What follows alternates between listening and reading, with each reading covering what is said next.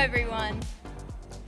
Now, I would like for you all to imagine a fifth grader standing before you, brimming with the dreams and the desire to shine bright, who, despite their age, wants to make a real difference in the world. Now, if you told this young student that in just a few years, she would be addressing this very same room here, she would be astonished and determined to make it happen. 7 years ago, I was that student. Ladies and gentlemen, my name is Natalie Hovhannisyan, and I'm honored to stand here before you all. Whoop, it's okay. From an early age at Mark Keppel Elementary School, I have been going to student council meetings, which have inspired me to join leadership and continue on in middle school and high school. Then moving on into middle school, at Toll Middle School, I joined ASB. And at ASB, I was elected as the ASB president, which I was given the platform to speak about matters that are near and dear to my heart. Thank you. And then moving on to high school, the most important part, present day, I have had the honor to work alongside our wonderful mayor, Elen Asatryan, competing in mock trials all around the US, and being a student commissioner on the status of women to advance social justice and ensure equality of rights and opportunities for all women and girls in Glendale. And I am pleased to share that my other commissioner is also here with me, Angelina, if you can raise your hand.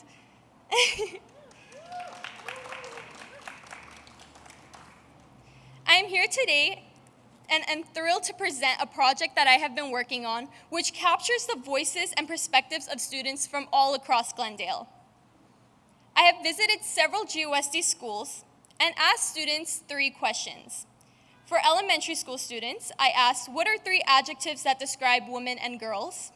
For middle school students, can you share about a woman or girl who has inspired or who you admire? And for high school students, how can we celebrate the unique qualities and strengths women bring to Glendale? The answer to these questions are displayed here tonight on the poster boards in the back of the courtyard. And they offer a glimpse into how our youth values and views the impact of women and girls in their lives. Now, as I look out to all of you, I see the embodiment of these qualities: strength, kindness, beauty, intelligence, and so much more. Now, please join me in adding your own reflections to the board tonight. Now, as I stand here today, I do not only do so as a daughter, as a sister, as a friend, and as a student, but also a leader and a representative of our youth who strives every single day to make a positive difference, even in the slightest way. And I promise that I will always continue to dream big and shine bright in the upcoming years. And with that, I would like to introduce Mayor Elen Asatryan to the stage.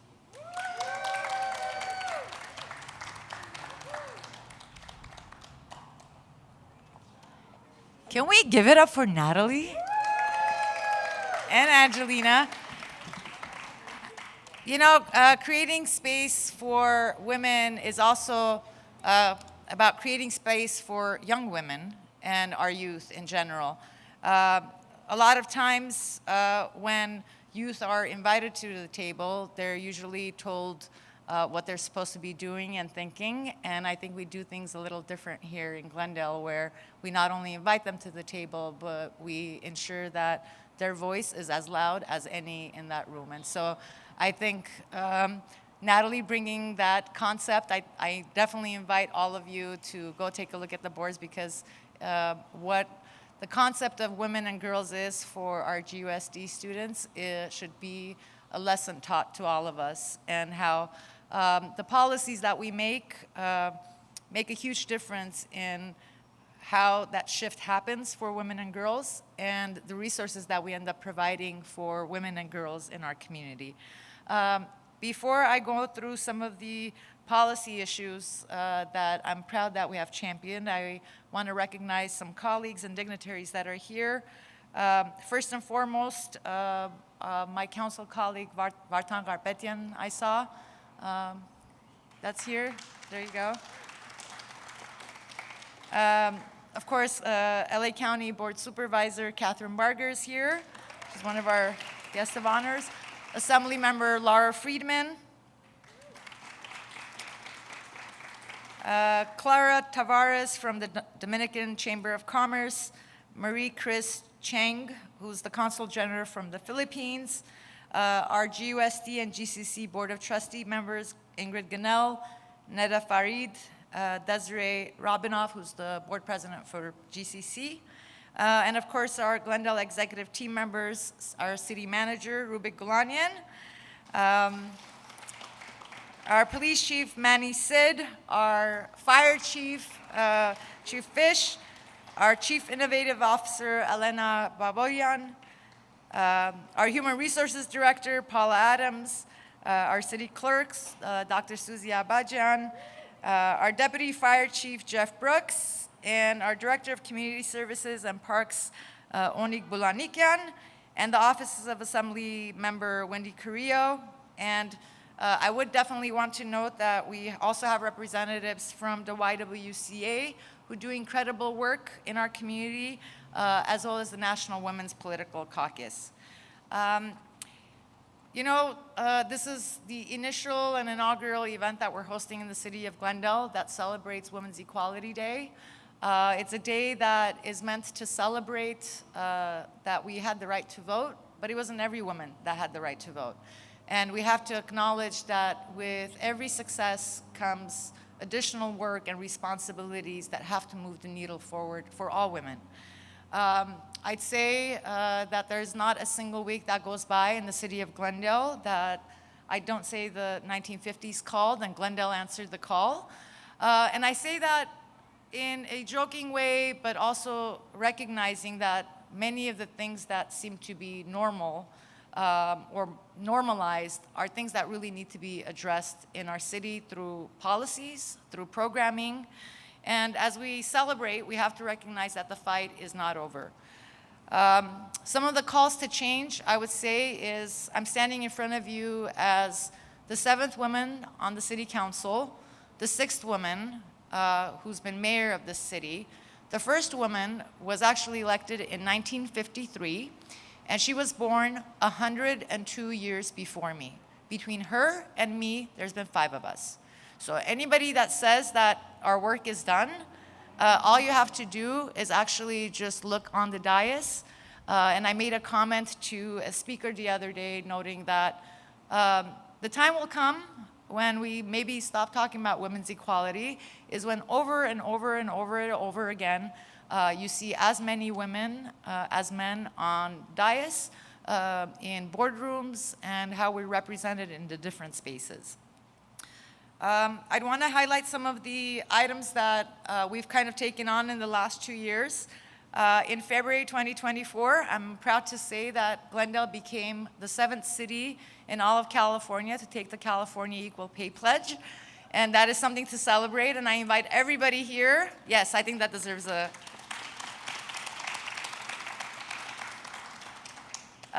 It's an opportunity not just to look at the pay gap, but also our structural barriers. Sometimes the barriers that we have are things that are unseen, or just because we haven't looked under the hood. So this is an opportunity for our Human Resources Department to really look at our hiring practices, our promotional practices.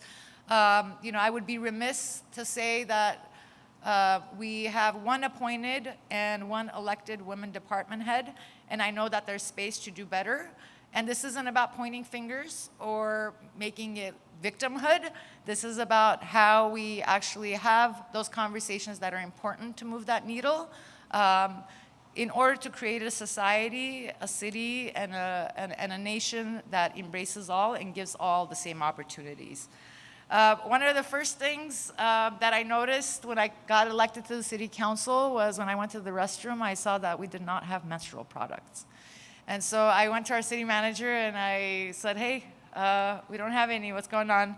So he said he was gonna have staff look into it, and I'm gonna keep the joke part of it to the end of that. But with that, I also talked about wanting to start us looking and exploring menstrual leave. Many countries around the world actually have menstrual leave, and I remember the first time I brought it up, the first response was, well, we don't even have family leave for our city employees. And that was a shocker to me because I couldn't imagine that the year 2024, that our women and families that were working so hard in the city of Glendale had to actually count up their hours. Our police department and our police officers actually had bonding leave, and we actually had a situation where there was an employee that was not part of the police department, was married to a police officer. She had to add up her hours, and he had bonding leave. And so we moved forward with family leave, and I purposely introduced family leave and menstrual leave at the same time on the same day, knowing that menstrual leave was going to die a very quick death. But what I will say is it allowed for the conversation that many found uncomfortable, which is just a health issue or something that's very normal. And I remember that the conversations on the dais that day were things I never believed anyone in 2024 would say in public, because every taboo and every stigma that you can possibly think of was reflected in some of those comments. And I think more heartbreaking was coming from individuals that had claimed to support women's issues and women's rights. Some of the other things include restoring our powers for the Women's Commission for the City of Glendale. Over the years, some of those powers have been stripped, and looking at providing funding for programming and women and girls, as well as looking at things like childcare on campus. I know that our staff's currently working on that, but we can't say that we support our families and our children without providing the right space and ensuring that we're providing also affordable childcare to all of our employees. Part of what you'll be hearing today is also about procurement and looking also at our procurement process in the City of Glendale and how we make doing business with the City of Glendale easier. Proud to have on our work plan us looking at how we provide additional support for locally owned, women-owned, and minority-owned businesses. And again, these are things that are done on the state level in places like LA County and the City of Los Angeles, but for some reason or another, Glendale kind of fell behind, but we're catching up, and we're catching up faster than everybody else. And so I think as we look ahead, there's a story that I actually want to share from an event that Secretary of State Weber shared at a Fund Her event. There were many women candidates and elected officials present, and it almost felt like any one of us, if you just switched us out, had similar stories or identical stories. But what she said to me resonated. She said, well, you know, we always talk about breaking the glass ceiling, but no one really talks about the steel ceiling. And the steel ceiling, which I understood what she meant, was when you go into a space and you don't have the support system, and you don't know what's above you or below you, so you don't know how to navigate it, right? And so creating spaces like this, and I'm so proud of the panels that we've put together today, is to actually tear down some of those barriers that women particularly face because they don't have the resources or don't know what programs are available. And I'll have to tell you, we have some incredible programs both on the local, state, and federal levels that you'll be able to obtain, but also how you connect with each and every one of you that's in this room today. The reason that that's important, not just coming, taking photos, and listening to the panels, is because there's nothing that women can't accomplish if they don't bond together and if they don't support each other. And with that, I'm going to note one small joke, because at the YWCA event, I talked about, and I think I phrased it something along the lines of, and one of my council colleagues had the audacity to question funding for women and girls, which we don't provide. And some folks after that speech came and said, well, you know, it's kind of nice that you're just speaking openly and honestly without filtering on these things. And then there was somebody else that came up and said, you know, you don't have to say it that way. You could be softer. And, You know, every time I get that, my response is, who wins when we're soft? Does the issue get forward? There's nothing, you don't have to be combative, but you don't have to sugarcoat things. You can sometimes approach it like you're fighting for people's lives, because that's what you're doing. And sometimes you can insert humor. Sometimes you can be soft about things. And I think it's a mix of all those things that bring us to this point today. And when we talk about humor, the menstrual products I talked about earlier, so I go into the restroom and I get excited to see that the menstrual products are there. She's laughing because she knows. And I see it's in a thing, it says quarter. And I'm like, this is weird. So I turn it and I realize nothing's coming out and that I need a quarter in order to get a menstrual product. So I was like, okay, so how, you know, so this is the moment where you decide, are you gonna be soft? Are you gonna make a joke? So I went into staff's office and I said, do you have a quarter? Do you have a quarter? And I'm not saying why. So why? I'm like, I don't need a quarter. But you know who needs a quarter? Every woman that needs to get a menstrual product out of that bathroom. And so the reason why it's important to have women representation at every table is because we each bring our own stories and our own experiences and view things with a different lens. And within even the women's group, there has to be diversity. There has to be diversity in age, there has to be diversity in background and experiences, because each of us, again, are not just policy makers or decision makers in a room, but it's an opportunity for us to take what we see that's not working and say, how can we make it better? And so sometimes you do it through humor, and then sometimes you say, hell no, we're not taking this. So with that, I want to introduce Supervisor Kathryn Barger, who is a powerhouse of a woman, and talk about women that support women. My very dear friend, Supervisor Kathryn Barger. Thank you. Remind me not to get your mayor mad. Natalie, very impressive. Very impressive. You give me hope, and you let all of us know that the investment we're making in our youth is working, uplifting girls and women. So thank you for your words. And to our incredible mayor in the City of Glendale, thank you for inviting me and allowing me to speak. Together, LA County is working to ensure that women in Glendale and across the county have every opportunity to succeed.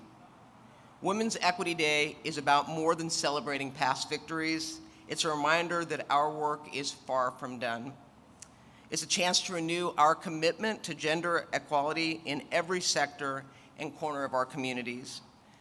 And I'll just point out, as a member of an all-women Los Angeles County Board of Supervisors, these efforts are personal to me. Yeah.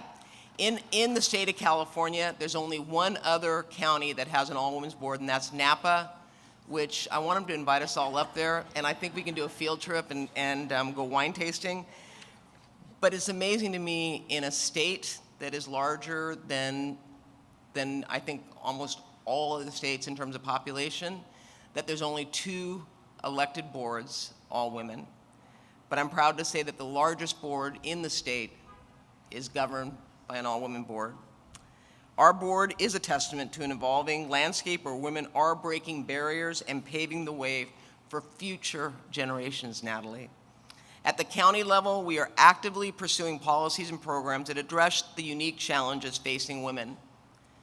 For example, we are making strides to ensure women have equal access to contracting opportunities.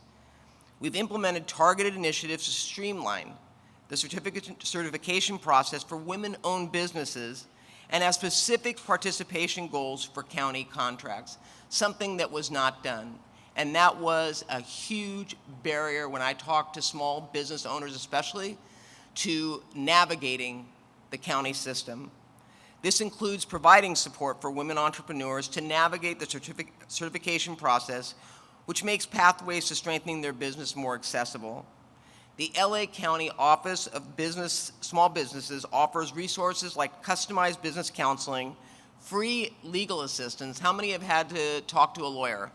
Raise your hand. Well, if you haven't, if you have, you know they charge by not even the hour anymore, it's by every 15 minutes, and it's not cheap. So to have free legal advice at your hands is crucial. And then we have specialized training programs. Additionally, Los Angeles County has made it easier to become certified as a woman-owned business, enhancing their visibility and their access to vital government contracts. We are truly trying to talk it, but also walk it in LA County. Empowering women in business is a key to building diverse, resilient, and a robust economy that truly represents our communities. By setting concrete goals for women-owned businesses participation and offering workshops and mentoring programs, we're creating a more equitable opportunity for each and every woman that wants to get into the marketplace. Our focus is to make real change to achieve employment opportunities. Through the county's Women and Girls Initiative, and I'm going to steal Natalie. I keep going back to Natalie. All roads lead back to Natalie. We've implemented programs that increase the number of women in leadership roles in the county departments and agencies. And to your point, Ellen, one of the things we found in the county is that it was not represented by women in department head roles. We wanted to make it an even playing field, but what we found is that women have to make a choice between their career and starting a family. And if they choose to start a family and take time off, when they come back into the workforce, they are far behind the men that started at the same time of them who have risen up the ranks. So we are looking at ways so that we don't have to have women that are going to choose between starting a family or their career. You shouldn't have to choose. It shouldn't be an either or. We believe in the County of Los Angeles that it can be an and. And we are also actively working to eliminate the gender pay gap in county employment by conducting regular pay equity audits and implementing corrective measures when we find disparities. And believe me, we found them and we fixed them. Our mission is to ensure that every woman has the support and resources she deserves to succeed. We're striving to create a future where women are not just participants in the workforce, but leaders, like your mayor, who shape the direction of our communities and as a result, our economy. Meanwhile, the county's Women and Girls Initiative has also developed policies that prioritize women's health, safety, and economic security. With those goals in mind, we've increased funding for women's health services, enhanced protections against domestic violence, and expanded access to affordable child care for working mothers. Again, another barrier for employment. A woman should not have to choose between finding childcare, affordable childcare, if you can even find it, and going to work. We want there to be the ability to have access to all. These actions directly impact the lives of women and girls across the county. As we continue to advance gender equity, we are committed to breaking down the barriers. The election of our all-women Board of Supervisors is a powerful symbol of change, but is also a call to action. We must ensure that the next generation inherits a world where opportunities are determined by their goals, not just their gender. As we come together today, it is clear that we've made progress, but as I said earlier, there's still a lot of work to be done. I encourage each of you to take full advantage of the opportunities here today to connect, collaborate, and lift each other up. By working together, we can continue to push the boundaries of what is possible, not just in Glendale, not just in the County of Los Angeles, not just in the state of California, but around the world. So with that, thank you for having me here today. I'm excited. I believe we've come a long way, but we've got a long way to go, and together we can make it happen. Thank you. Good evening, everyone. Welcome to the first Glendale's Women Equality Day celebration. As many of you know, Women's Equality Day is observed on August 26th to celebrate the women's suffrage movement and to also commemorate the 1920 adoption of the 19th Amendment into the US Constitution, which essentially gave women the right to vote. As Supervisor Barger stated, we have come a long way since 1920, but we also have a long way to go. Women today in the US make 82 cents on every dollar that men make. And this statistics is even starker when it comes to women of color and immigrant women. So we have a long ways to go. Before we start our panel, I just would like to give a shout out to our mayor, our brilliant and amazing mayor. She not only is the first Armenian woman mayor of Glendale, but she also is a tireless advocate for women's rights, for gender equity. And also, it's her birthday this week, so that's why I want us to applaud her, and wish her happy birthday.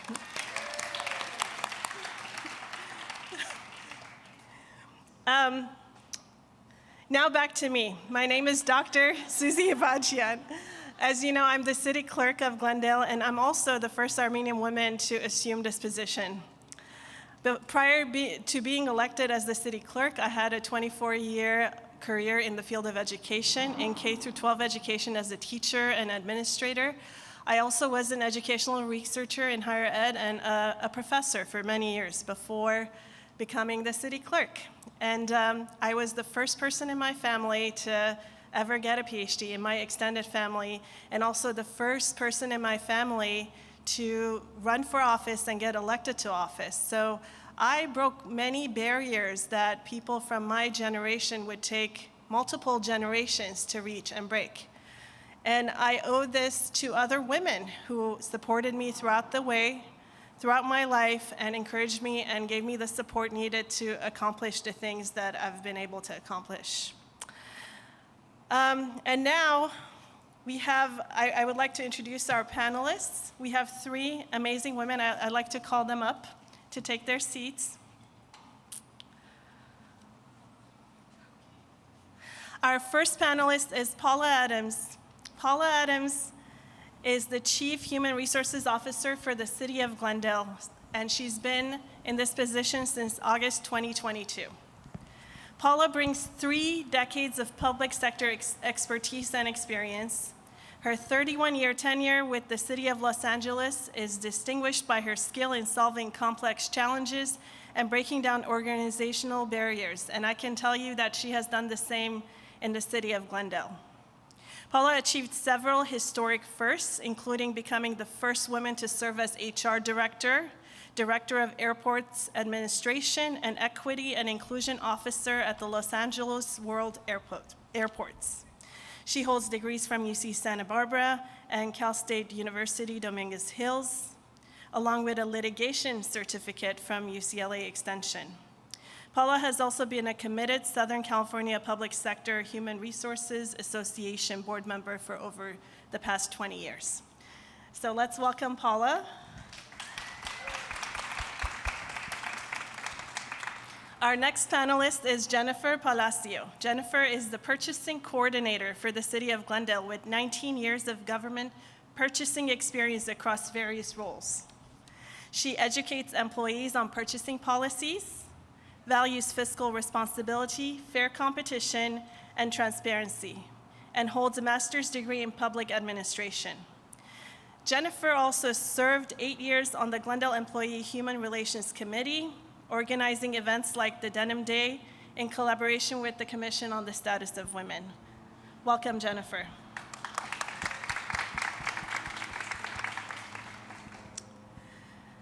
We were supposed to have Diane Lambelat today, who's the chair of the Commission on the Status of Women. Unfortunately, Diane had a family emergency, a medical emergency, and she will not be joining us tonight. And stepping in for Diane is Dr. Sophia Arman, who staffs the Commission on the Status of Women in Glendale. Dr. Arman is a women's studies and ethnic studies scholar with a PhD from UC San Diego, and we are very fortunate to have her on our staff in the city clerk's office. Let's again give all the panelists a warm welcome. Our panel will be conducted in the following way. I will ask the first question that is actually addressed to all the three panelists. And following the first question, I will ask specific questions to each of the panelists based on their positions and what they bring to the table. But the underlying theme of the panel is how to provide access and equity for women in our city. The first question is, have you ever had to create your own opportunities when none were available? Can you tell us about a time when you did this, and what was the outcome? Let's begin with Paula Adams. So absolutely, I've had to create opportunities for myself when none were available. You know, oftentimes, in particular, when you are the first of something, no trail has been blazed for you. You're trying to sort of navigate this for the first time on your own. And so, you know, coming out of college at 21, joining the workforce in 1986, I joined the workforce to be a school teacher. And I taught school for 2 years, and then I abruptly quit. And I quit because I recognized that engaging with children every day was actually not my cup of tea. But I didn't have a plan for what would happen next. So I just sort of fell into this world of human resources. I was pretty good at it, but there were not spaces for, you know, a person like me at that time. Luckily, the general manager that I was working for was a woman, and she encouraged me to connect with human resources professional organizations, to fellowship in that way. And believe me when I tell you, I thought that she was punishing me. I don't have time for this. I had small children, you know, the guilt in being away. Many years later, I learned that that was the best piece of advice and the best step I could have ever taken for myself, because there was nothing that I was ever charged to do within human resources that someone within this professional organization had not done before. And because we were in the same community of professional experts, it didn't matter if we were men or women. We were of the same profession. And so there was a group of people who would get around you and help you navigate and practice and give advice on how to, you know, engage with some of the men in the room and things like that. Many decades later, I was asked to stand up a mentorship program at the Los Angeles World Airports. And then I just leaned back to many of the things that I learned in my professional organizations. There had been others who had mentorship within their agencies. And I was able to lean on that and use some of that as the framework and the foundation for bringing it into the airport system. And so creating spaces for yourself is something that you have to do. So if you're not a part of a professional organization, whether you're early in career, mid-career, or late career, I would encourage you to do so. Thank you, Paula, for your encouraging story. Would Dr. Emin like to take this question next? Sure. Good evening, everyone. How are we feeling? Oh my gosh, first Women's Equality Day. What an incredible day. I'm honored to be here. Thank you so much. I thought a lot about this, actually, and I'm going to share something from my heart. Is that okay? Can we hold it? I'm going to trust you all, okay? So I'm going to go back a decade or so, and particularly I want to speak to the young women in the room. I was a university student who was very active, particularly because I came from a community of genocide survivors, because I came from a community that had taught me that my time here on earth is precious, right? And we have to give back. And at that time, the university had actually never seen women leadership while I was there. And through a series of events, I eventually became the first Armenian women president in the history of the University of California, Santa Barbara, fellow gaucho. And I say this because for 3 years prior to that, I was very active in building the Women's Commission on campus. And it was through the teamwork of other women that we got there. And I want to share something deeply personal and a little bit hard, so I want to give a kind of warning. But about 5 to 6 months after the end of my term, a very tragic event happened at my university where a young man with a manifesto to target women actually shot up our school, looking to find women from a manifesto that he wrote that was really deeply charged with misogyny. In that moment, the initiatives that we created all those years became lifelines for the entire school. It was the Women's Commission that provided solace to both women and all people on campus. It was the levels of support for people who were in mourning, who were in shock. And so I think about every time that women's leadership doesn't just open doors for one person when you are a first. It opens doors for entire communities and for resources and support that otherwise, quite literally, would not have been there. I want to say this to all of the people in the room because I think we hear it often, but you know, when you can see it, right, you can be it. And before that, there are people who can't even imagine that someone like you could be up at a dais or in a boardroom or even leading, you know, helping houseless folks or homeless folks, right, in your community, at your church. And so we know that women are important. They're important to the future of our democracy, and they're important every day in our communities on your block. Thank you so much. Thank you for your trailblazing work, and thank you for being in the front lines in the fight for gender equity and also racial justice. You've done a lot of work in that area as well. Ms. Palacios, would you like to answer this question as well? Yes, welcome everyone. Thank you for being here. I want to build on what my colleague here has said. Absolutely, we've had to create opportunities for ourselves, but before creating the opportunity, it's so important to envision it. So for myself, I had to take a moment and envision that I could do something. I would have never imagined that I could have been on this panel. So I think first you have to see it in order to accomplish it. I remember as a young woman coming out of college, working for the city, I came from a family that was very humble, believed in being very humble, and was like, you don't really toot your own horn or like share your accomplishments to a certain degree. And it was hard for me to even like go on interviews and say I accomplished this, I did that. But I met a woman here who was an HR analyst. I want to share if any of you know Rosie Akopian, and she mentored me and supported me and taught me how to interview and how to share my assets as an employee with the city, how to market myself and how to find that balance and just realizing my worth. So I just want to say to women out there, you know, you have to imagine it first before you do it, and you know, just know your worth and just imagine that opportunity coming your way, and then you can accomplish anything. Thank you. Thank you for those encouraging words. I think a lot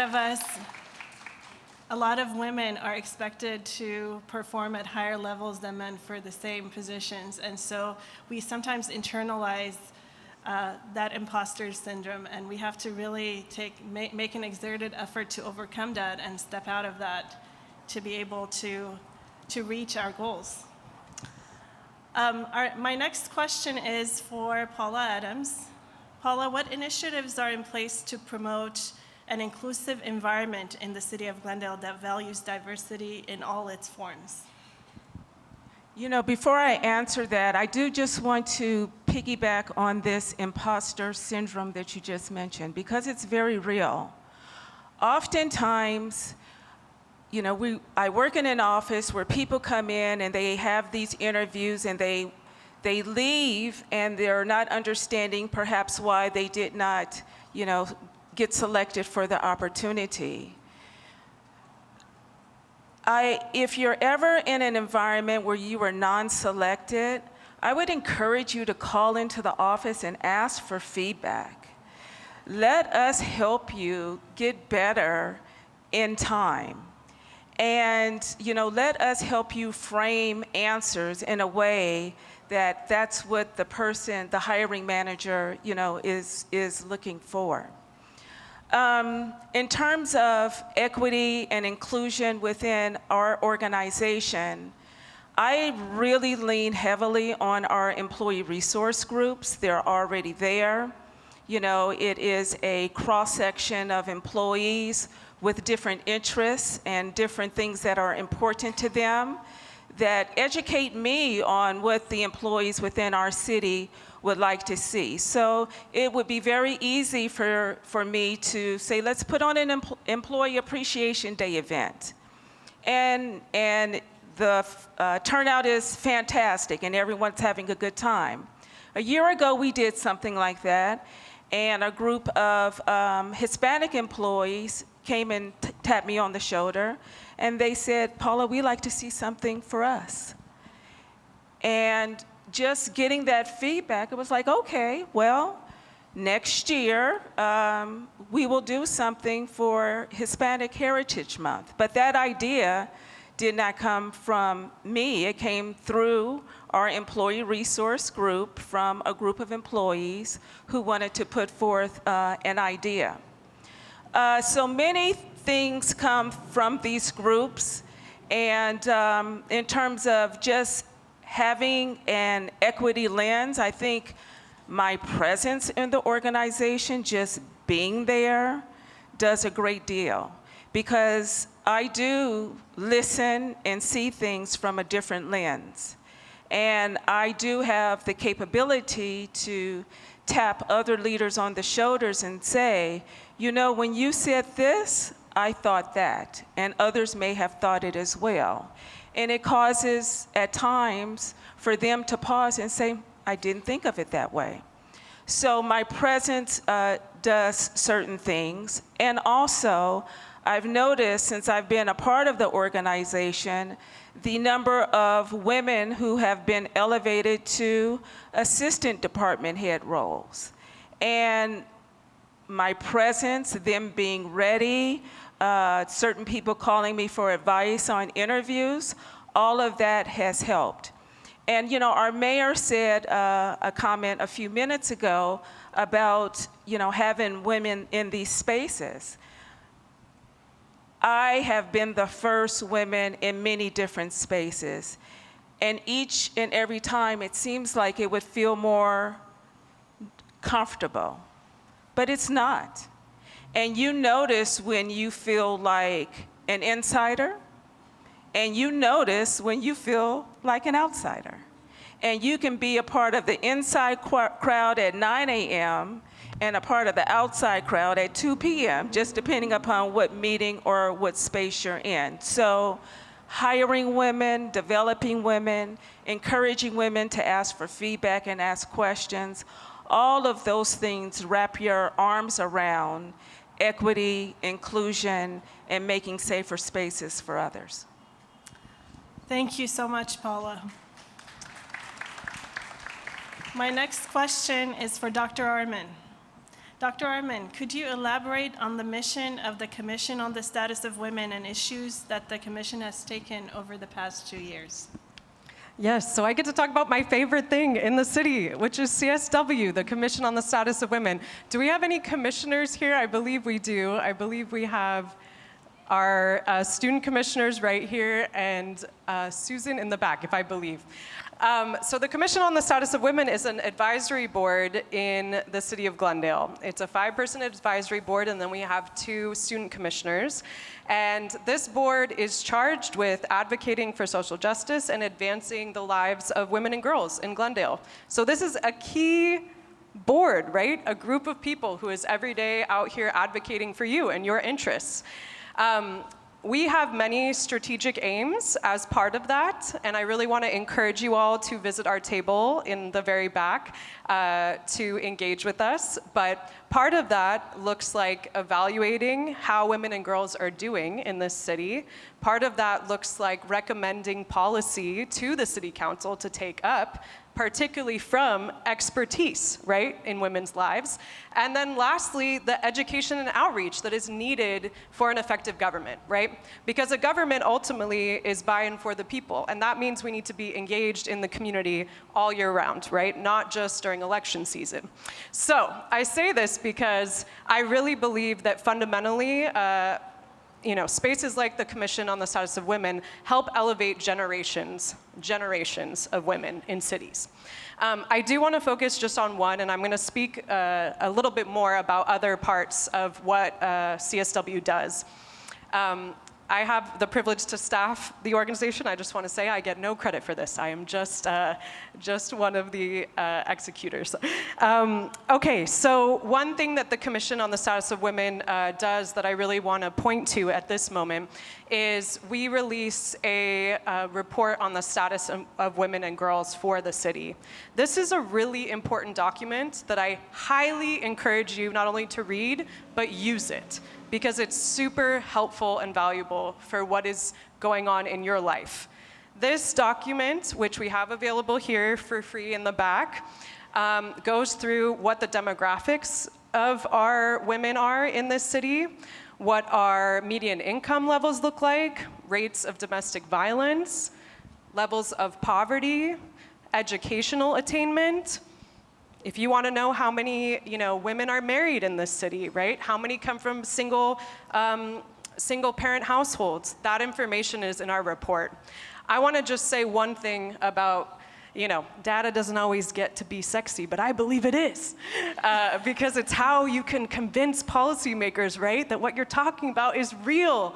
And so one thing that I want to say is that we've had excellent feedback at the Commission on the Status of Women about community organizations, just like many of you are part of in this audience, actually using our reports for things like grant applications to say, there is an equity gap. We can prove it, right? And this is what we're doing to address those needs in the community.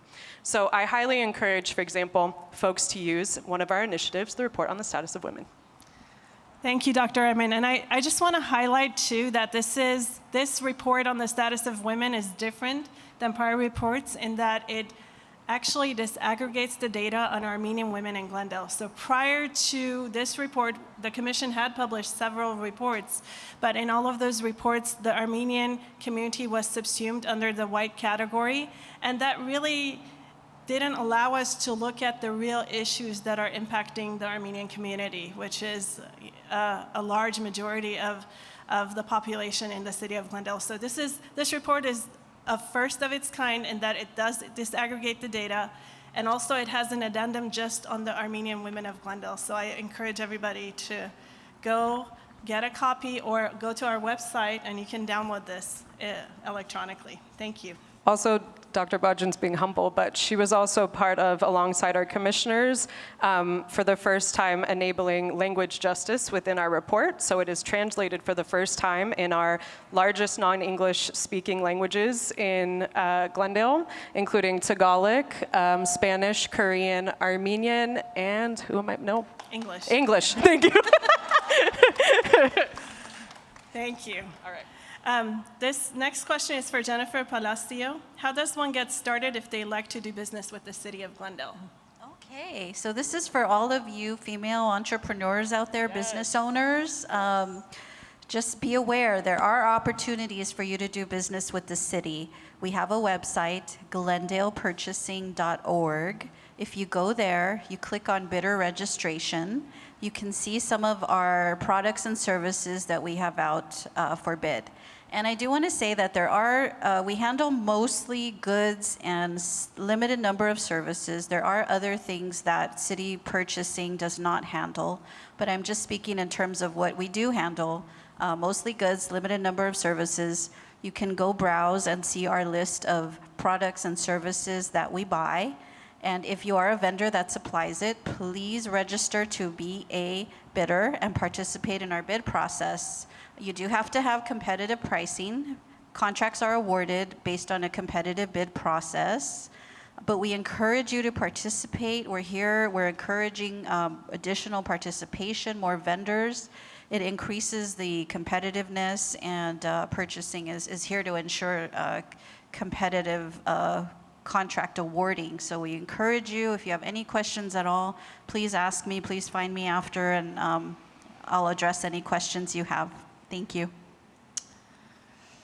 Thank you very much. In the interest of time, we're going to do one last round of questions for our panel.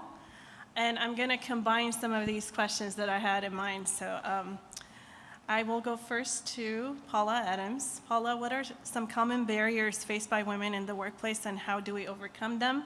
And how does our organization hold itself accountable for helping women in our organization? What are specific policies that could enable women to get over these obstacles that they face? Well, in terms of holding ourselves accountable, we do regular auditing within our city, and we collect data around gender, different lines within the organization, the different races that occupy those different lines in our organization. And we've been collecting the data since 2008. So we have a lot of data. We can look at the trends.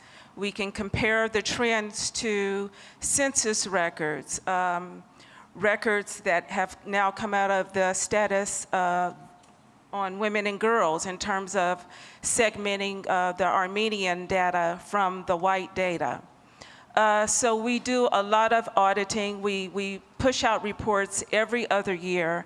Today, this year I should say, is a reporting year. So we will be reporting out later this year. So we hold ourselves accountable. We, by auditing, we apply pay on top of the data to look at inequities in pay by different line items. So we're doing a lot of that work right now. In terms of barriers that women face, some of the barriers are ourselves, and by that I mean gaining our own confidence and just believing that you can and seeing yourself as where you want to be. And I fully recognize, depending upon what home you were born into and what the economics were within that home, you may have been exposed to either more or less. But within the workforce, or our workforce, let me just talk about where I work, there are so many examples of women where you can learn to be more confident, and if you don't feel it, you can act your way through it until you actually feel it for yourselves. I will tell you from over 35 years of experience, the men that I interview act like they're the best of the best of the best, and oftentimes they are not. But that's how they present themselves. And then they ask for the highest in pay, and they don't deserve it. Conversely, a woman can be brighter, more talented, more capable, and undersell herself, and won't negotiate a higher salary. And I will tell you, in the city of Glendale, you have one opportunity to negotiate higher than what the pay scale would show, and that's when you first walk in the door. That is your one and only opportunity to ask for something higher than the minimum. And so we should use one another more to build up that confidence. There's not anyone who comes into my office to speak with me, male or female, who does not walk out more inspired. But I particularly enjoy speaking to women. And I particularly enjoy sharing with them some of the things that I have taught my daughters, who are 24 and 25. And I'm very proud of my oldest, who negotiated that high salary for herself in San Jose, California, when she first entered the workforce. But she knew how to do that because her mother taught her how. So if you don't take away anything else, ask for your worth. Ask for your worth. Thank you, Paula. Thank you. Dr. Emin, real quickly, how does what are some of the policy initiatives that the commission has taken on, and how do people get involved and give input to the commission? Absolutely. I also want to say I'm one of those people who, when I go into Paula's office, gets inspired. So highly recommend a visit. So CSW works on a lot of things, and even more recently, we've actually been expanding that. And so that's really exciting to see, I think, us programmatically and policy-wise expand what the commission has been doing thanks to the initiative of the commissioners. One thing that CSW does is give policy recommendations to the council, including in supporting state policy. So the commission itself recommends for the city council, for you as City of Glendale, to endorse statewide bills, which is very important. Things that are like removing chemicals from menstrual products, right? And childcare and paid family leave on a state level.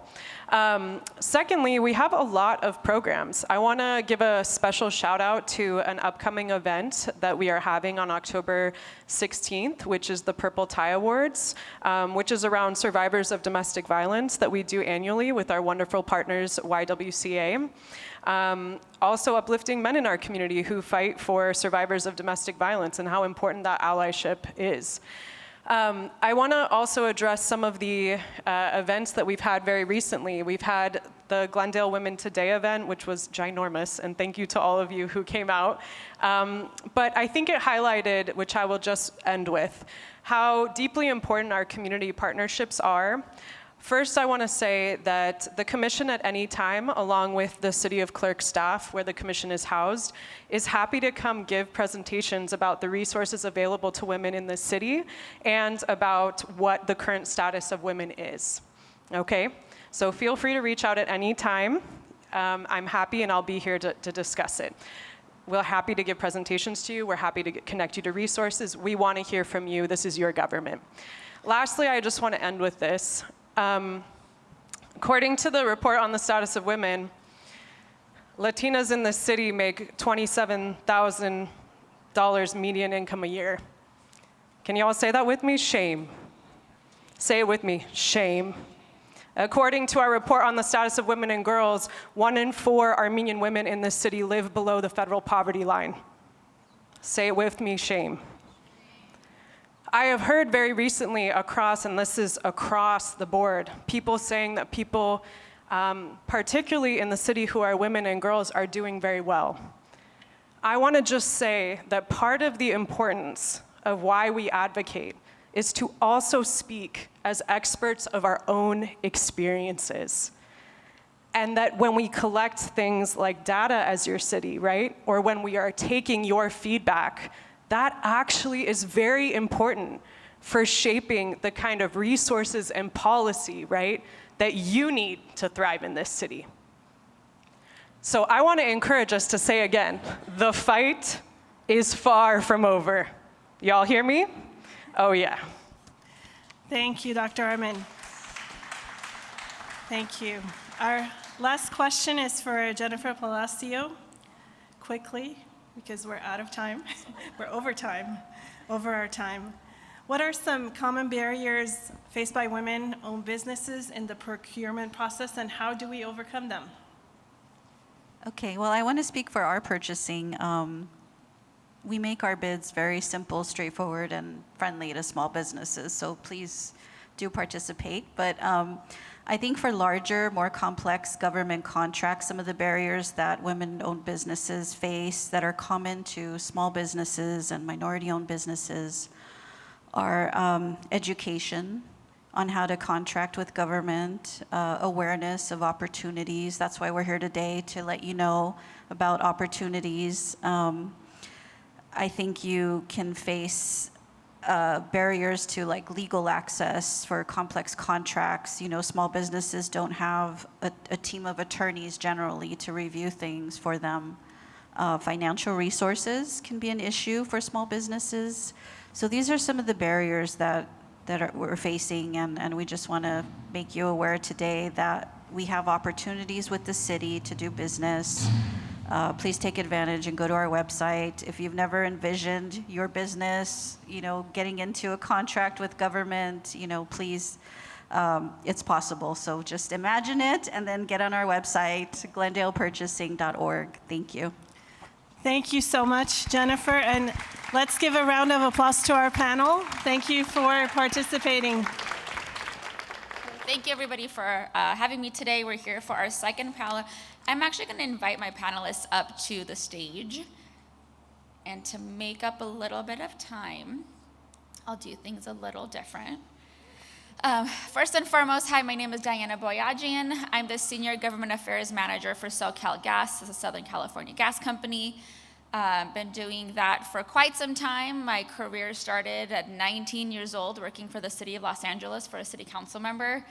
Talk about breaking barriers. Working in city council is a male-dominated industry. Council members at the time were male-dominated. Thankfully now we have about 6 women on the city council, which is pretty incredible for the City of Los Angeles. Should not be incredible, but it is incredible.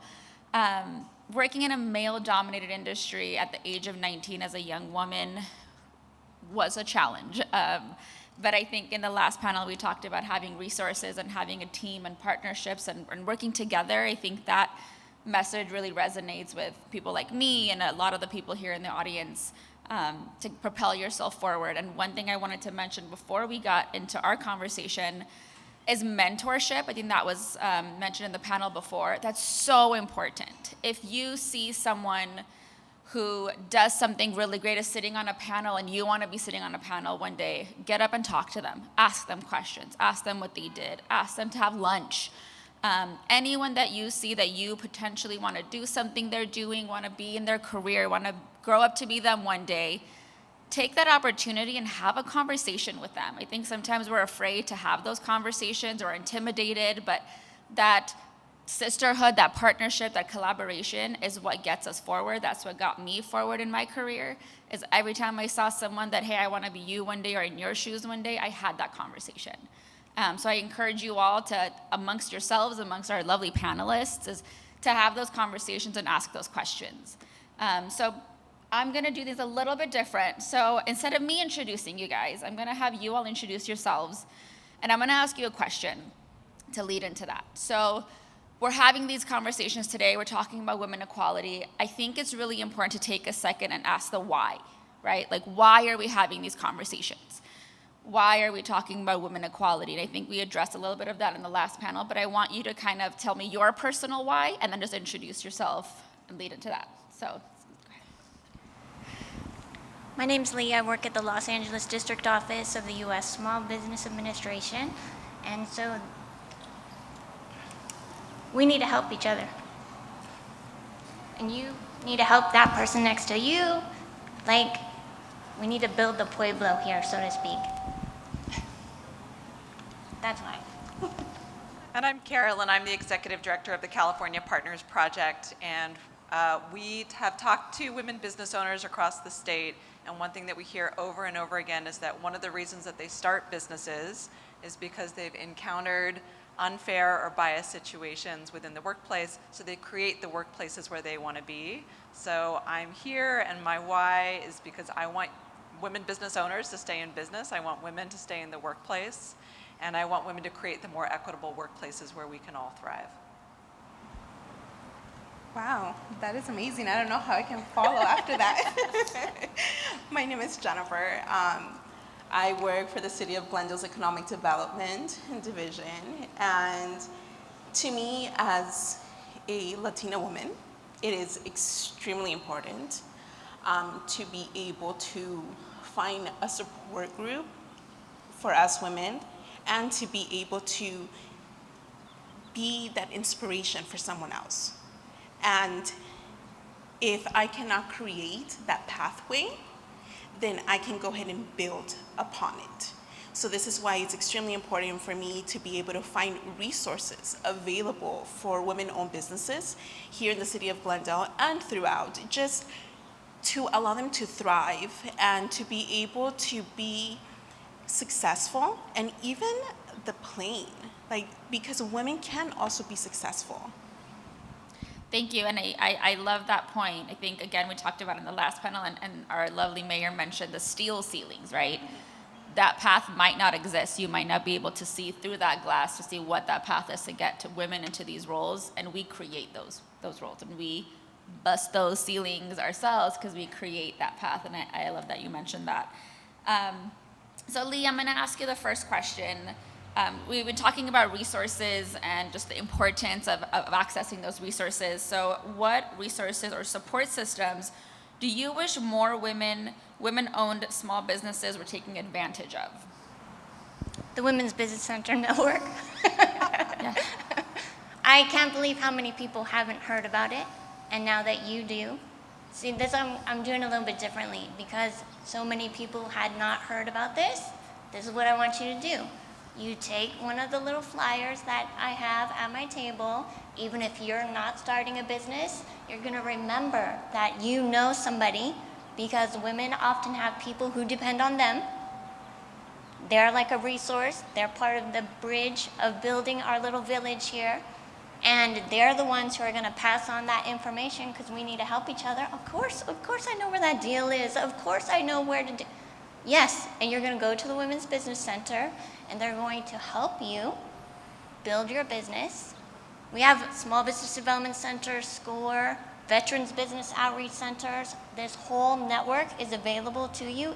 We even have an online program called Ascent to help women entrepreneurs, because I have to work 8 hours and then I have to make dinner for my family and then I have to do all these other things. What do you mean you have all these resources? They're not open at 1 o'clock in the morning when I have time to work on my business. We have the online system to help you. Also, since we talked a little bit about procurement, the SBA has a women-owned small business certification, and right now we're going through an upgrade on our certification programs. This is at the federal. So when we say government, in LA County, we need to remember city, county, state, and federal are all contract opportunities that may apply to your particular business. And getting certified as a women-owned small business is free with the SBA. And even if you just want to get certified, you're not interested in government contracting, this is what some women had told me, because I would ask them, like, you're doing a coffee shop, why are you trying to get the WOSB certification? Because I want something. You said it's free, right? Yes, I did. Because I want to be able to advertise myself as a women-owned small business. Because people are going to see 2 products, and they're going to realize, like, this one is, if everything else is the same, this person advertising that they're a women-owned small business, that's the person I'm going to pick. So these are resources that I hope that you take advantage of if you're in need of them, and even if you don't, you pass on that information to somebody who maybe does. Thank you. Yeah, building on that team and that partnership, I think. And this was paid for by your federal and state tax dollars, so technically you already paid for it. So even if you're not taking advantage, I would like to take a survey on the reason why you're not. I like that.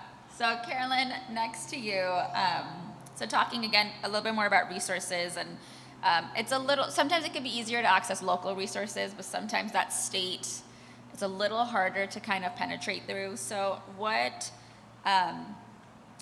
does it mean at the state level to break barriers for professional women, and what can companies of all sizes do to champion women equality? Absolutely. I mean, I think there's a lot of resources that California really champions women, and that's super important. I want to point to one, and that's companies of all sizes can sign the California Equal Pay Pledge. This is a growing community, and I'll say, I know we heard a little bit earlier that the national gender wage gap is 83 cents, but California has a nation-leading, the smallest pay gap within the country at 89.9 cents. Still not a dollar for a dollar, but we're getting closer and closer because we have strong pay laws, and because we have employers that understand that equal pay is good for business.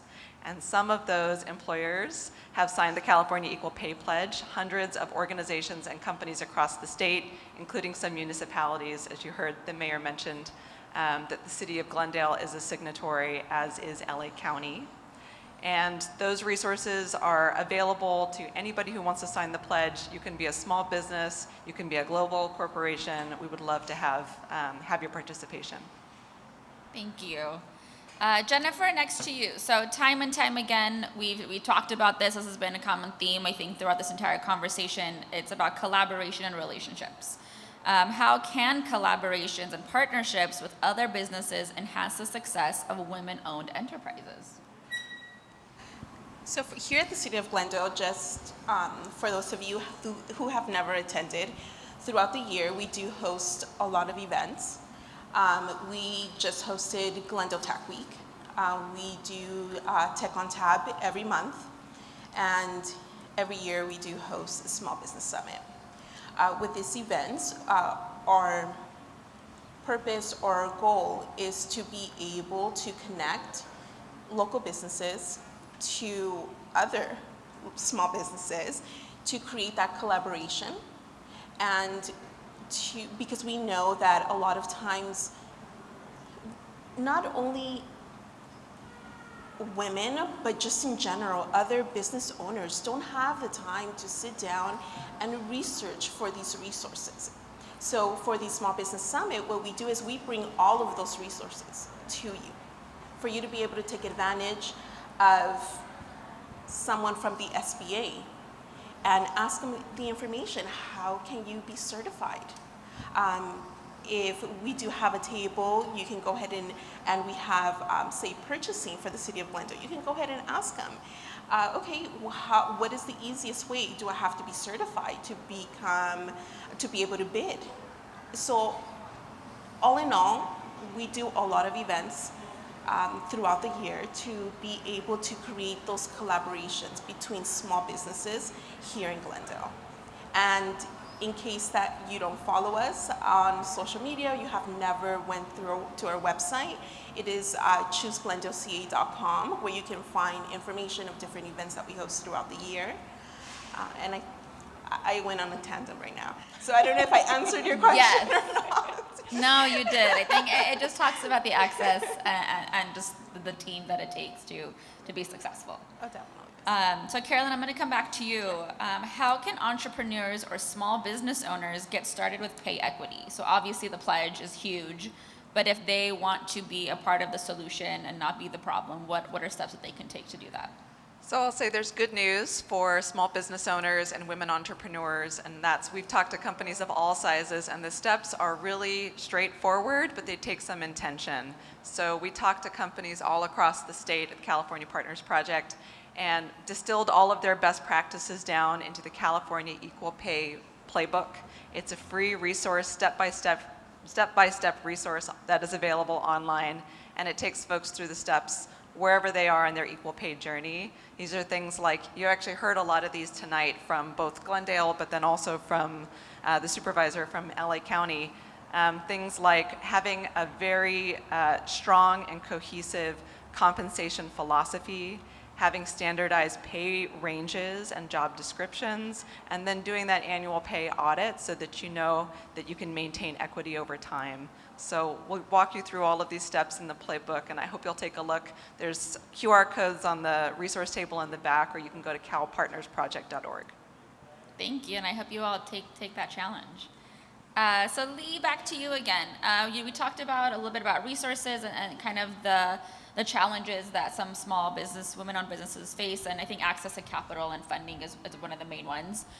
So how can we increase access to funding for women-owned businesses, particularly in underserved communities? Get your business advisor. So this is the safe space. You guys came here to learn, right? So let's do a quick game. We need a loan. Our cash flow, it's not cutting it. We need this loan quick. We did some research. We called the SBA. They said that they have a microlender. Oh, but guess what? You missed loan committee. You missed the loan committee, and it's 3 weeks. And it's going to be 11% interest. And you're doing your research, and you found this wild and crazy deal from Banana Bank and Trust, and they are going to give you the loan in 24 to 48 hours. And they are doing it at 13% though. No, wait, 8? It's less than that. It's less than that microlender. So who wants to go with option A?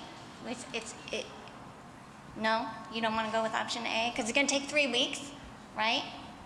And it's okay because we're just here to learn, right? And that's why you came here, right?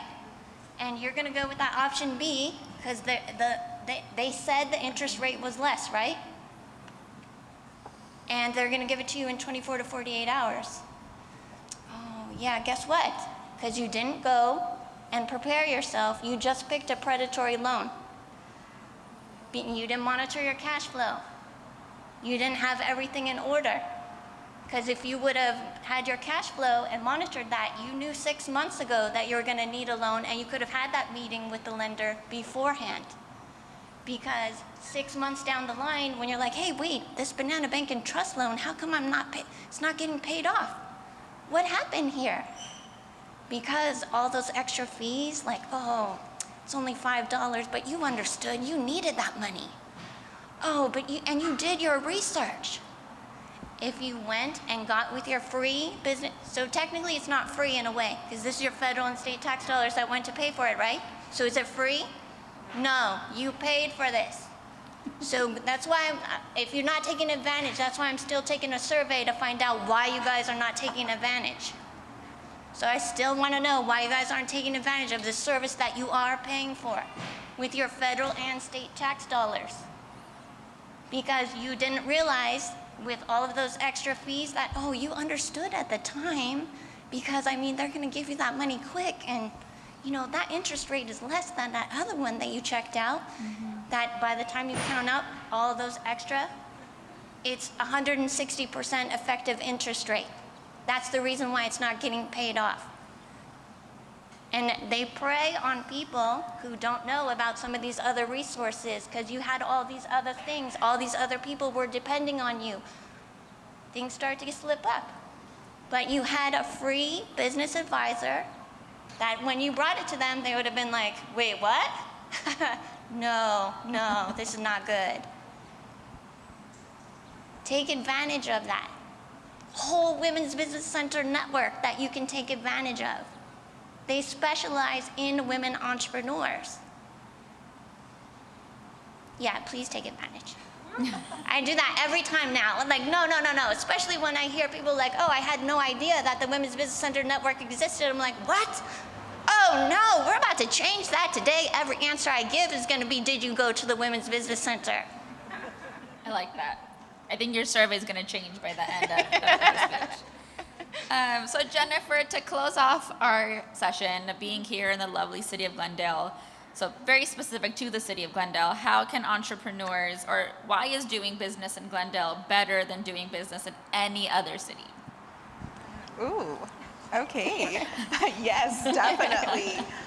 So let me go ahead and start off by sharing that the city of Glendale was in the top 5 finalists as the most business-friendly city, and this was by the LAEDC, which is the Los Angeles County Economic Development. I wrote it down. Corporation. Yes. So I wouldn't forget it. So, and how we achieve that. So we did it through a couple of ways. One is we are committed to ensuring that the city of Glendale is and continues to be a business-friendly city. And this is through various resources that we offer. Now, how many of you here are aware that the city of Glendale offers a free HR hotline for local businesses? I was not aware. This is an amazing resource that not a lot of local businesses take advantage of, and we try to promote it as much as we can. We know how costly getting advice from an HR expert is, and this saves you money.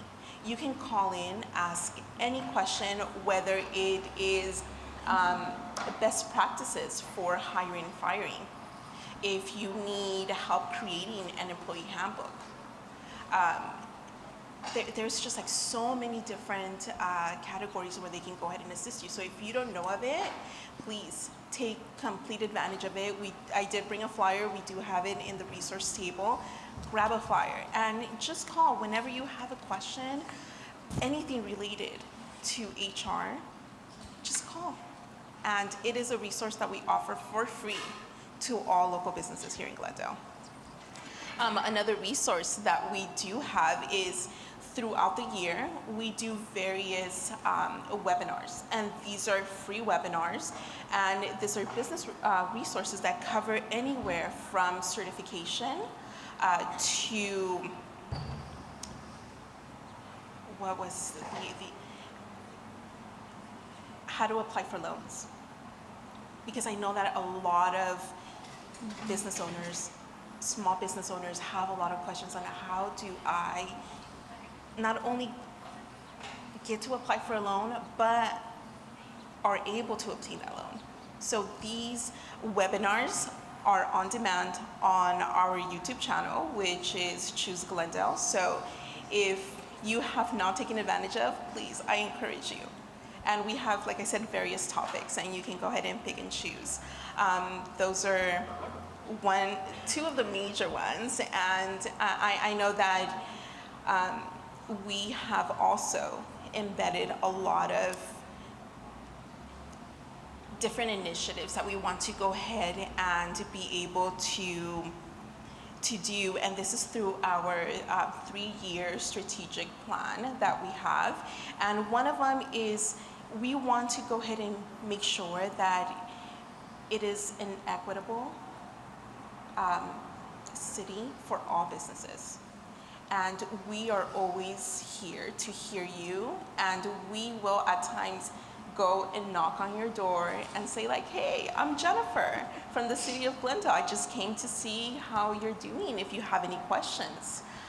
These are the resources that we have in case you have not taken advantage of them. I don't know if I answered your question. You did. Basically, the City of Glendale has any and every resource you will need to have a successful business. Definitely. And so that is why. Yes, and Glendale. we're extremely passionate about what we do here in Glendale. So if you ever have any questions, we're always here to help you. Remember, we were top 5 most business friendly. Thank you. So I want to thank my panelists for that lovely conversation. I think it's very clear that the resources, the help, the support is available.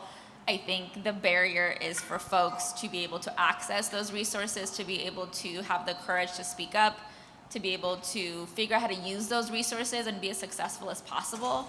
And I think you can see that you have allies in this entire room, rotunda, and your city and your officials, the state, the county, nonprofits, everyone is ready and willing to help if you ask for it.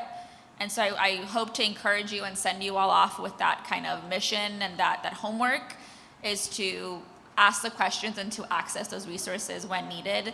And I just want to say thank you to our mayor, thank you to the city for hosting the first, hopefully definitely not the last, but if you guys have any questions for your panelists, feel free to reach out after. I know they're all going to be available to answer your questions, so thank you so much. Can we give it up for the awesome panelists and moderators? So the fun part of the program is going to start. We have an all-women's band that's going to be performing. I have some special announcements. I don't know if Corinne's here yet. Is Corinne here yet? There she is. Back there is, she's walking up, is the CEO of Crusoe Affiliates. And talk about women supporting women. When I was putting this event together and working with our staff to come up with a special guest list, I reached out to Corinne and said, hey, we're having this awesome event. It'd be great to have you. It'll be a great opportunity for the women in our city to also get to know you. And her first response was, well, how can we support the event? Are you guys doing sponsorships? And I said, no. And, I was actually thinking about not wanting to do a sponsorship for the specific event because it was the inaugural, because I do think that it speaks to our values as a city for us to make the investment ourselves. But Corinne then said, well, what about future? and we had some discussions, and I'm honored and proud to announce that Crusoe Affiliated is donating $15,000 to future programming earmarked towards the Women's Commission. So thank you, and thank you to Crusoe. And I'm confident that as we kind of open up the gates, we're going to get a lot more support for programming like this. But I do want to highlight, we have 2 women-owned businesses in the back. The food that's being served, as well as the Love You Latte, which is a young woman who owns the business on Orange. And we also have Crystal Bartenders, which actually sponsored and is supporting all the alcohol and drinks for tonight's event. And that's about like men supporting women and then us supporting women. So, if we can give it a round of applause. So we have 2 performances. The first one's gonna be Logan Welborn. She's from North Carolina. She's a songwriter, actress, and advocate. I actually had the pleasure of meeting her recently at a So Far Sounds event. Something, if you guys haven't heard about So Far Sounds, you should check it out. I'm trying to actually bring some to Glendale. But she released the song that she's going to perform tonight. She released it that night, and it's called None of Your Business. And I thought, you know, as we were putting this event together, I thought, you know, how fitting that song to this cause. And the second is Bio Brass, which is combining modern with retro and jazz and pop, and it's an all-women's band that will be performing. What we're gonna do is take the next 5-10 minutes to transform this space. We're gonna get rid of all the chairs. We're asking that you do not leave. You actually connect with each other, grab a drink, and then Logan and the band will be coming up to perform. Before you get up, I want to give a very special shout out and thank you to Stephanie from our Stephanie, get up. Elena and Mariam, who helped put together this entire event. Where are they? So you know how we talked about like women don't like to talk about what they've done, and we really need to learn. So I had asked them to put part of the talking points. Hey, can you make sure to add your guys' names so as I'm going through the names? And I see that it's not listed here. So this is a moment to take up space and to celebrate all that is wonderful, and also opportunities for growth for our wonderful city. I hope that you're inspired, and what I hope that you do during the networking is not just shake hands today, but one of the things I've noticed over the years is people's reluctancy to reach out when they need something. Reach out. The number of times people have messaged me saying like, I've been thinking about it for a long time, I finally did it, do you know how I can do X, Y, Z, right? If you don't reach out, you're not gonna get the answers. So use this space, create the networks, and of course, we have our fire folks in the back. I don't know if some of the police officers are still here, but I'm really proud to say as part of this conversation that we're having about being more inclusive and how we're creating spaces, our fire chief recently announced that we are going to be partnering with LA County to do a girls training for the fire department. So it's not that, a lot of times it's not a matter of like girls don't want to be, right? And we hear that a lot. I hear that a lot, specifically in this space. Well, you know, are girls really interested? Well, have we created the space for them? And when we talk about structural barriers, sometimes it's things that are very simple, right? And an example that I actually brought up was our fire stations. When I went to visit them, I noticed most of them had shared bathrooms, shared showers, and then they had curtains, but you have to stay overnight, right? So if you're not creating the right structure for everybody to be able to be comfortable in that space, then you're, without realizing, creating barriers for women and for those that potentially would be interested, and really seeing is believing. And I hope that Natalie and Angela, who I picture to be standing here and on the dais, and hopefully much more. I also recognize that Natalie's parents are here, and I want to give them a round of applause because I've seen how much they support her. And when I think about my own journey, many of you have heard me talk about my father a lot. What I don't talk about a lot, and which I need to, is the way that my mother supported. And while my father took me to work and always encouraged me, and in spaces I've actually always felt comfortable with men, because I grew up in a space where, like, my dad was hanging out with his buddies and he was taking me along with him. So I've never felt the difference, right? Like, I operate in these spaces where I always say I'm going to write a book one day and it's going to be called "It's Okay, She's One of the Boys." But the reason that phrase is awkward as years go by is, imagine if you flipped it and you said, "It's okay, he's one of the girls." Doesn't that sound weird to the ear? And the truth of the matter is, the spaces that we create, and individuals like my mom who did it quietly, right? And so while my dad didn't think that I should be getting involved in politics because he didn't think my personality matched it, that I was gonna have very long sleepless nights because of the way that I just operate, my mom quietly said, "Just do your thing. Just do your thing. Don't pick up the phone. It's okay if it's an 11 o'clock curfew." And when I started in campaigns, and I started at a very young age, when we talk about, you may be the same at 9 a.m., but not in the same group at 2 p.m., when we were all working on a campaign, I was the only woman and only girl, technically, because I wasn't even of age at the time.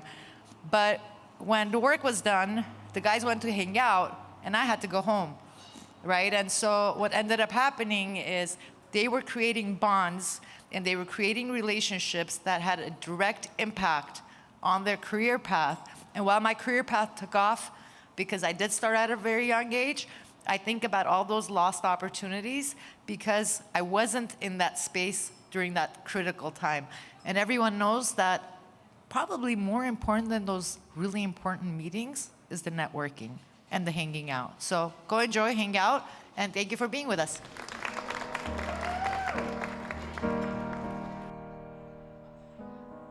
Hi everyone, my name is Logan Welborn. I'm super excited to be here with you tonight. Thank you to the mayor for having me.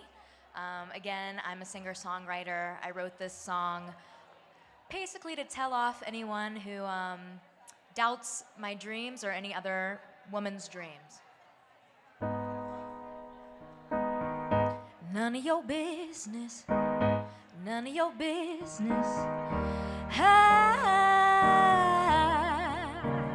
I've been asked too many times, girl, how long you gonna try for all of this? All of this. Have you thought about something else? Something to sustain yourself? I'm sick of it.